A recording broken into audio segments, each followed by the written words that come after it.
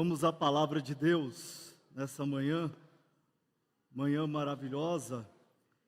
Tem uma pesquisa, irmãos, que aponta que a palavra mais falada no mundo inteiro é a palavra ok.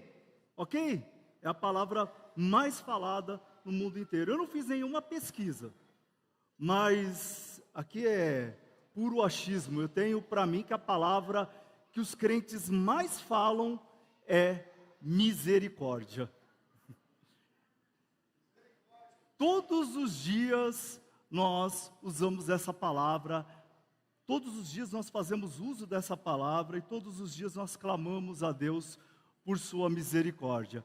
Por isso eu convido aí os irmãos para que possam abrir a palavra de Deus no Evangelho de Mateus e vamos dar sequência aqui às bem-aventuranças. Hoje vamos falar sobre a felicidade de quem é misericordioso. Felizes são os misericordiosos, aqueles que usam de misericórdia. Mas eu vou ler aqui um pouquinho antes, nós vamos ler o capítulo 4, a partir do versículo de número 23.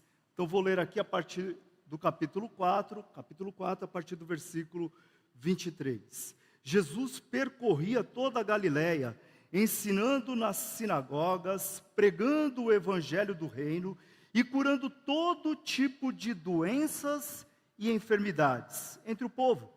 E a sua fama correu por toda a Síria.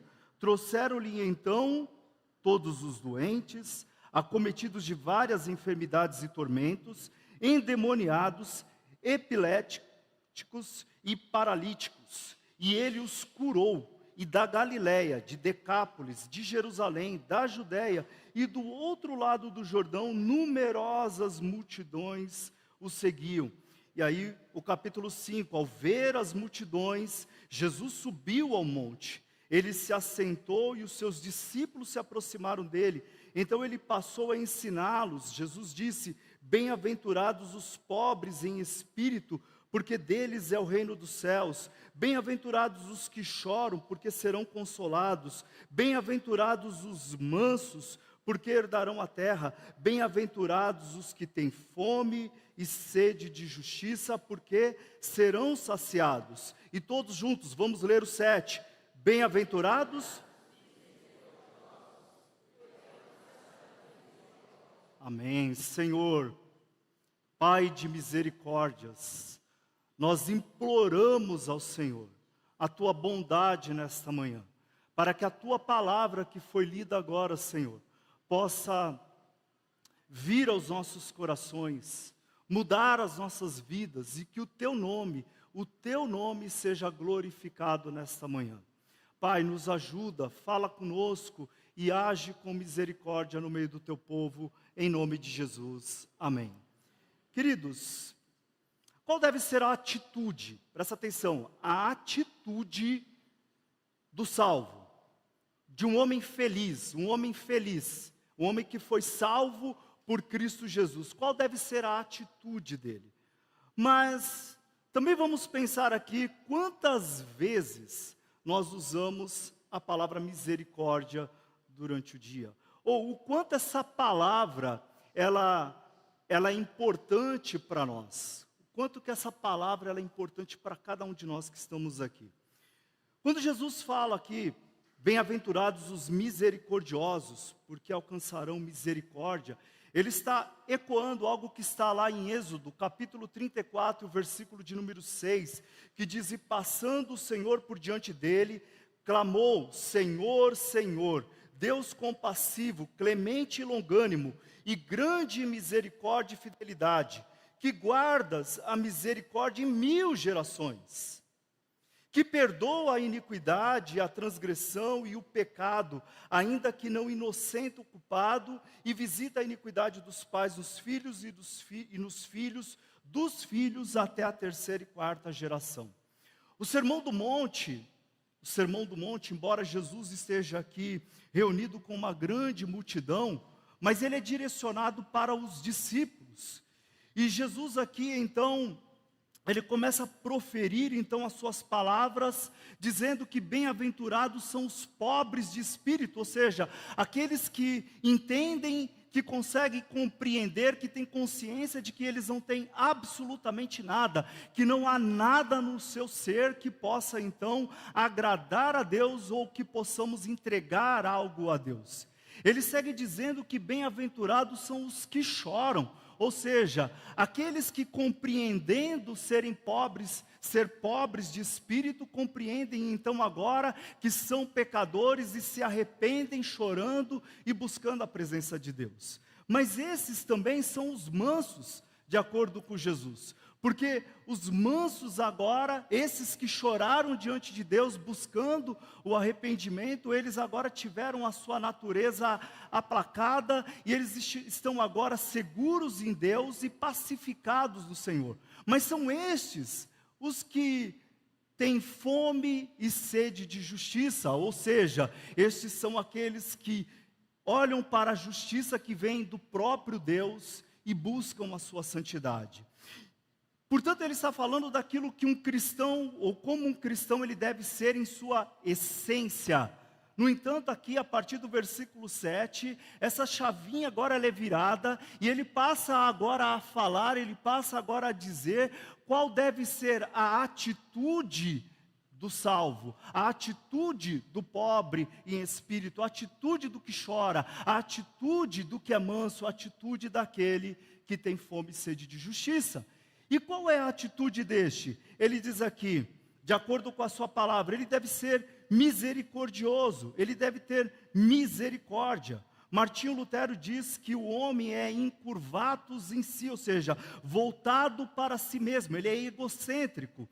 Essa passagem, ela nos mostra muitas coisas. O tema misericórdia, ele é muito extenso, e nós poderíamos falar aqui sobre o tema misericórdia em vários aspectos, mas eu quero destacar aqui alguns pontos importantes. Não é um sermão de 3 pontos. Não é um sermão de 3 pontos. É um sermão de 2 pontos.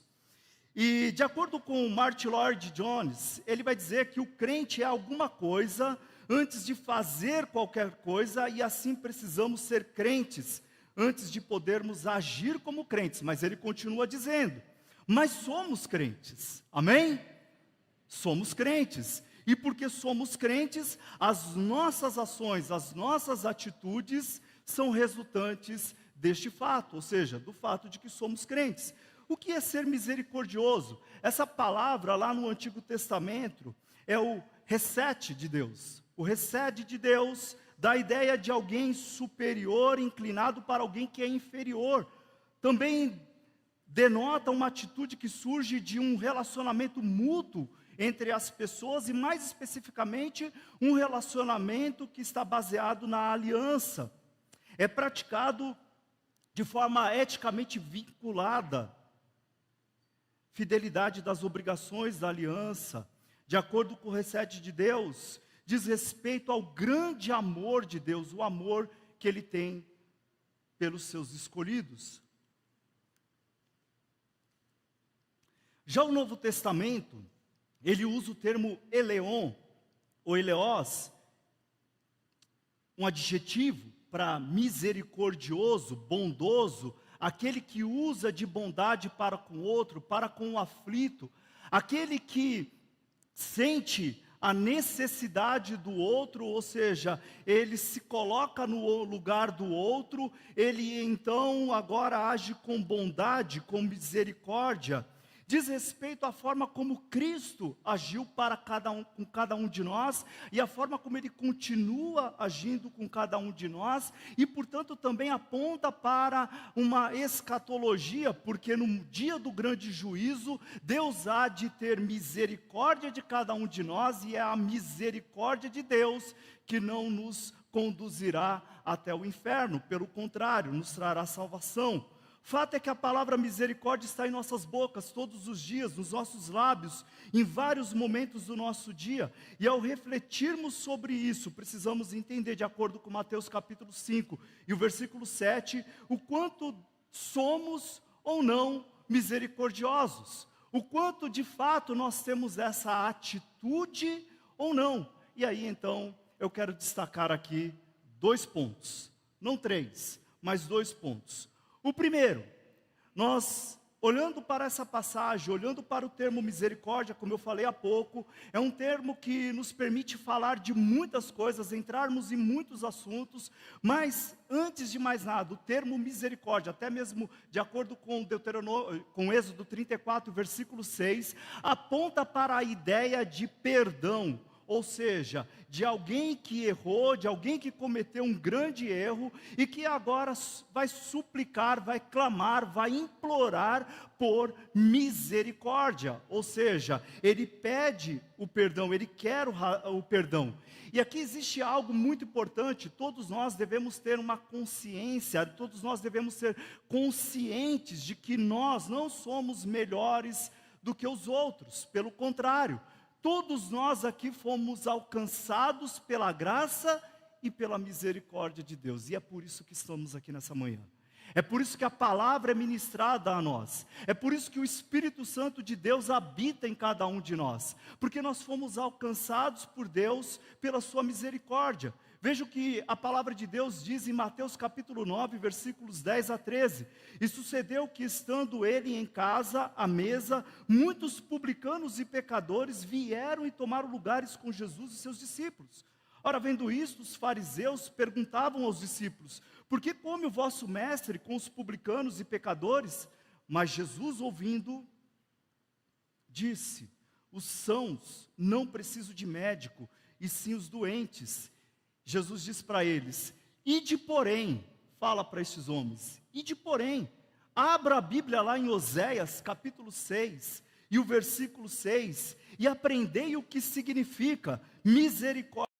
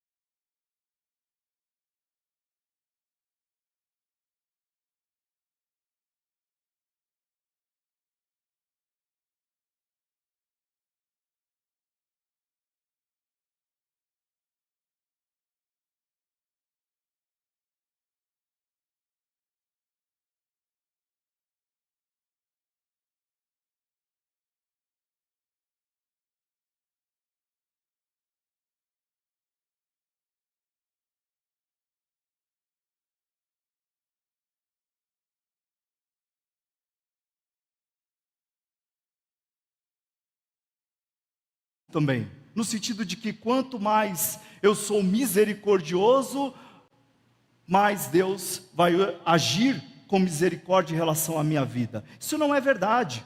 Pelo contrário, a misericórdia, nós usamos de misericórdia porque temos consciência de que Deus agiu com misericórdia para com as nossas vidas, e é assim que nós agimos. Isso também não tem nada a ver com complacência, ou seja, com olhar para os erros das pessoas e achar que tudo, então, olha, não, está tudo bem, está tudo numa boa, vamos levar assim, não, porque eu estou usando de misericórdia com ele. Isso não é verdade, porque isso não é misericórdia. Misericórdia é a capacidade que temos também de, segundo a palavra de Deus, conforme a palavra de Deus, apontarmos os erros das pessoas e dizermos para elas, segundo a palavra, o quanto elas estão errando.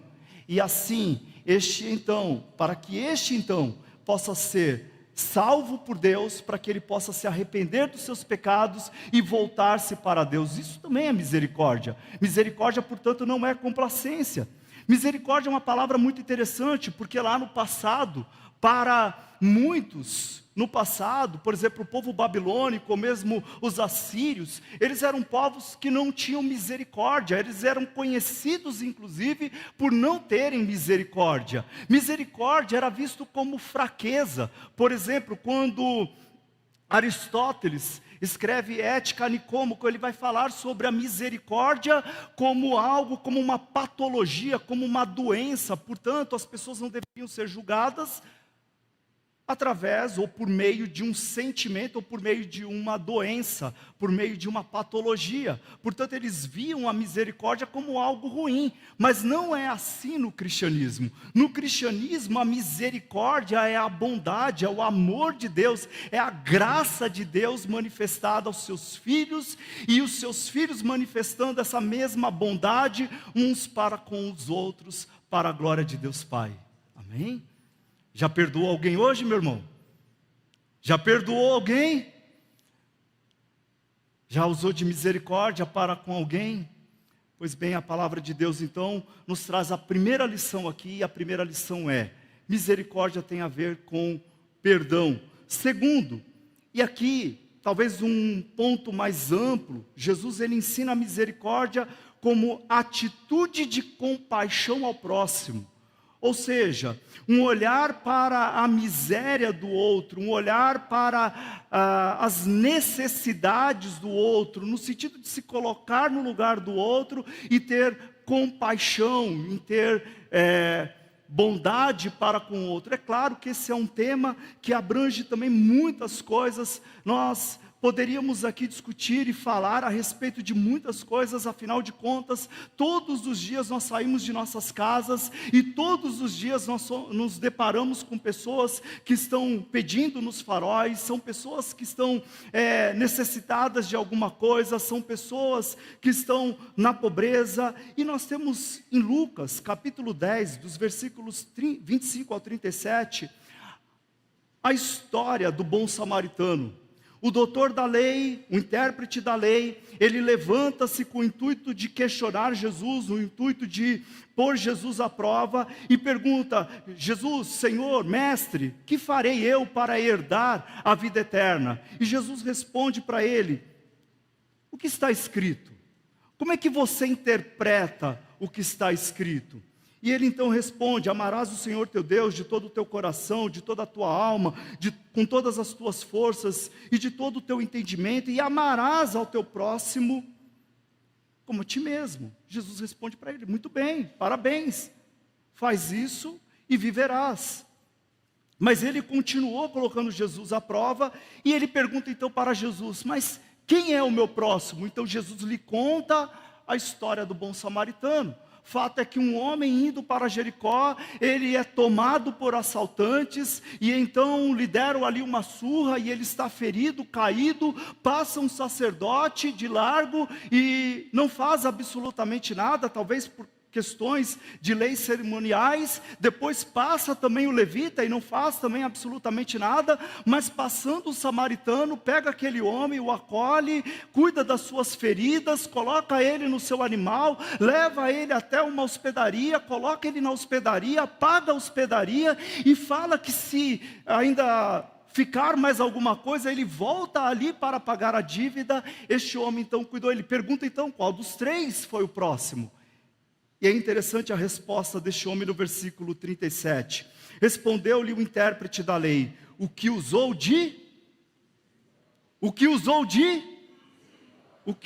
misericórdia. Exatamente, então a palavra misericórdia aqui, ela é usada no sentido de compaixão, de bondade, de acolher o outro, não necessariamente no sentido de perdão, mas no sentido de acolher o próximo, de trazer o próximo para algo mais seguro, mais apropriado. Interessante que no texto de Josué, capítulo 2, versículo 12, diz, e agora jurem pelo Senhor, que assim como usei de misericórdia, Raabe falando, para com vocês, vocês também usarão de misericórdia para com a casa de meu pai. E aqui ela refere-se ao termo, recebe de Deus como bondade. Se pegarmos, por exemplo, 2 Samuel capítulo 2, Davi agradece aos homens de Jabes de Gileade, porque eles foram bondosos, e ali a tradução é bondosos, no sentido de eles usaram de misericórdia para com Saul, enterrando ele. Então o ministério de Jesus, queridos, o ministério de Jesus, ele foi marcado por misericórdia. Por isso que eu comecei lendo a partir do capítulo 4, versículo 23, porque Jesus teve misericórdia de paralíticos, de endemoniados, de enfermos, até mesmo ressuscitou mortos, ele consolou a muitos, não importa se eram ricos, se eram pobres, o fato é que Jesus acolheu pessoas que estavam necessitadas, eram eles mendigos, pessoas desprezadas, leprosos, que tinham todos os tipos de enfermidade, pessoas que precisavam da sua graça e da sua misericórdia. E o ministério de Jesus foi marcado dessa forma, tanto isso é verdade, que quando João ele está preso, ele pede então para os seus discípulos perguntar se era mesmo Jesus que haveria de vir, ou eles deveriam esperar outro. Jesus então responde da seguinte forma, vai e diga para João Batista, e de anunciai a João, que o que estáis ouvindo e vendo, os cegos veem, os coxos andam, os leprosos são purificados, os surdos ouvem, os mortos são ressuscitados, e aos pobres está sendo pregado o Evangelho. O ensino da misericórdia nada tem a ver com aquela ideia de missão integral, pregado hoje por alguns teólogos, ou nada tem a ver com teologia da libertação, lá do Leonardo Boff, ou mesmo do Frei Beto. Não tem nada a ver com isso, não tem nada a ver com uma adaptação do marxismo ou do socialismo em relação, pelo contrário, o cristianismo ele está acima das ideologias, dos pensamentos humanos, ou daquilo que nós vamos entender por certo ou correto. O fato é que no cristianismo, a misericórdia, ou misericordioso, aquele que é cristão, ele faz isso porque Deus preparou as boas obras de antemão para que andássemos nelas. E é assim que nós andamos, é assim que nós fazemos, naturalmente, porque somos cristãos. E os cristãos, ou seja, o cristianismo, a palavra de Deus, o Evangelho, está acima de toda e qualquer ideologia humana. É interessante que hoje até o marketing ele procura essas questões para promover conceitos como, por exemplo, marketing social, que são os usos das técnicas e ferramentas de marketing para promover a adoção de comportamento das pessoas em relação a comportamento de melhoria social. Mas eles usam um outro termo também, marketing para causas sociais, ou seja, quando uma marca ela é relacionada com algum tipo de causa social, algum tipo de engajamento social, então vai associar para melhorar a marca daquela empresa, daquela sociedade, e então eles fazem isso. E por fim, há um terceiro termo que eles usam, que é o termo marketing societal, ou seja, uma forma, um engajamento, uma forma das empresas procurarem mudar as pessoas, ou mudarem as pessoas a fim de que elas possam então praticar boas ações. O fato é que olhamos para o cristianismo e isso faz parte do cristianismo. Isso não é uma ação de marketing da igreja. A igreja não faz isso porque quer melhorar a sua imagem, porque quer melhorar a sua marca, porque quer melhorar, olha, a Igreja Presbiteriana do Brasil, aquela que produz boas obras. Isso não existe.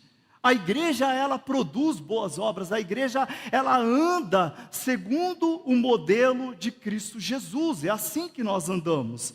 E, meus queridos, nós poderíamos falar muito aqui sobre vulnerabilidade, nós poderíamos falar aqui sobre população de rua, poderíamos falar sobre pedintes, pessoas drogadas, enfim, mas eu quero destacar aqui o problema da fome no Brasil. A sociedade contemporânea, ela considera que felizes são os consumidores, mas de acordo com a Aline Guedes, uma jornalista do Senado Federal, ela lembra que no Brasil, mais especificamente no Brasil, o problema da fome aumentou e o Brasil voltou para o radar da fome no mundo inteiro, principalmente depois da pandemia, e hoje cerca de 33 milhões de brasileiros estão com algum tipo de dificuldade para conseguir alimento, para conseguir se alimentar. E nós achamos que isso é algo que está distante de nós. Não. Na minha casa eu tenho feijão, eu tenho arroz, eu tenho bolacha, ou se preferirem os cariocas, né, biscoito, enfim. Mas o fato é que nós temos alimento. Mas olha só, queridos, quando eu fui pastor da Igreja Congregacional de São Miguel, eu me lembro que ao sair de uma escola bíblica, uma irmã chegou para mim e falou assim: pastor, eu estou com vontade de comer feijão. E eu olhei para a irmã e falei assim: irmã, você está com vontade de comer feijão? Poderíamos dizer, então come, né? Mas o fato é que aquela irmã, ela não tinha dinheiro para comprar feijão, algo tão básico.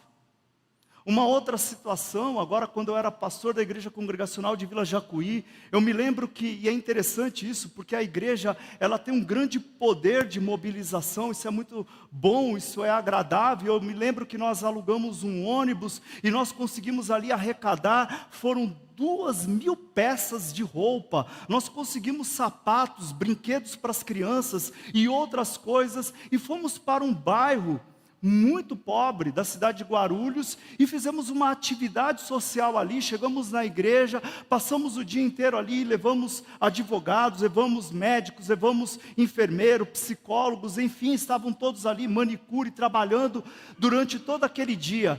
E foi interessante que quando chegou na hora do almoço, nós fechamos as portas ali da igreja e paramos aquele momento para almoçar.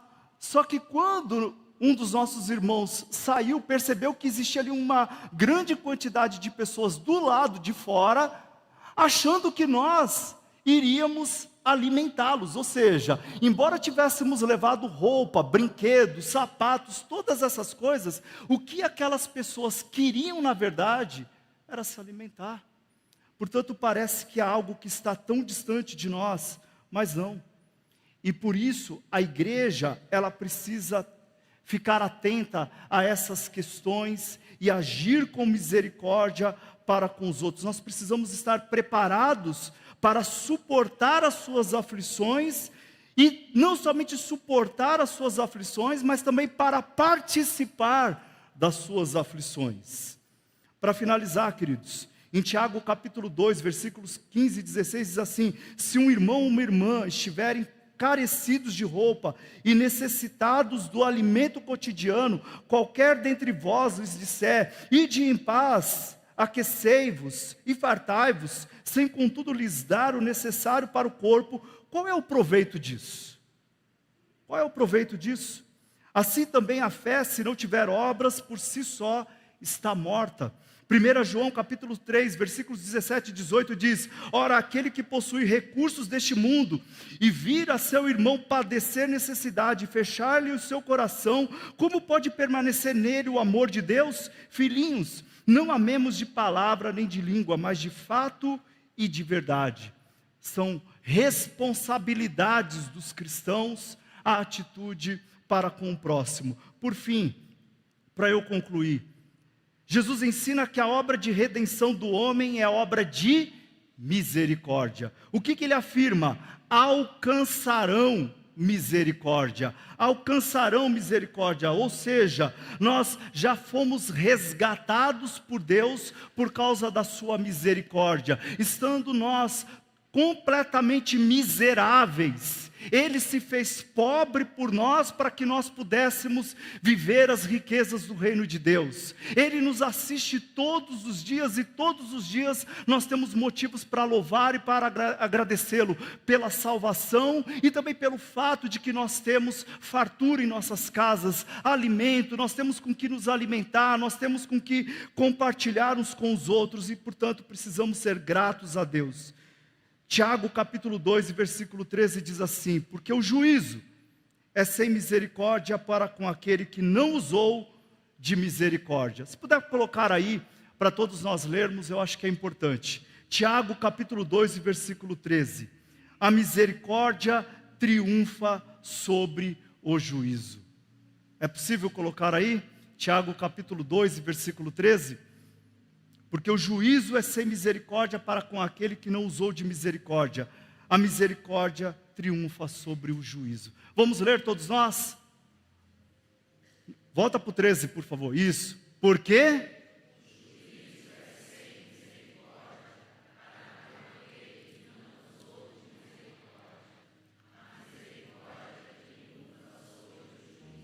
Amém. Quando nós entregamos os nossos dízimos, as nossas ofertas, quando nós estamos servindo ao Senhor, quando nós colocamos a nossa vida e todos os nossos bens e tudo aquilo que temos à disposição da obra de Deus, nós estamos agindo com misericórdia. Porque quando tive fome, me destes de comer. Quando tive sede, me destes de beber. Quando estava nu, me vestistes. Quando estava preso, foste me ver. Vinde benditos de meu Pai. Amém? Vamos nos colocar de pé e vamos orar. Pai querido, Pai amado, muito obrigado, Senhor, pela tua imensa graça, bondade e principalmente a sua misericórdia, Deus. Misericórdia que se renova a cada manhã, que não tem fim, ó Deus. Obrigado por isso, ó Pai. Obrigado porque o Senhor nos alcançou e a sua misericórdia, ela se manifesta nas nossas vidas. Por isso eu clamo e suplico, se há aqui no nosso meio agora algum irmão, alguma irmã, Senhor, que, ó Deus, estão passando por alguma dificuldade, que a tua misericórdia, o teu grande amor possa alcançá-los. Eu clamo a ti, ó Deus, para que o teu perdão possa vir sobre aqueles, ó Deus, que se arrependem dos seus pecados e das suas iniquidades. Age para com as nossas vidas com misericórdia, Senhor, em nome de Jesus. Amém.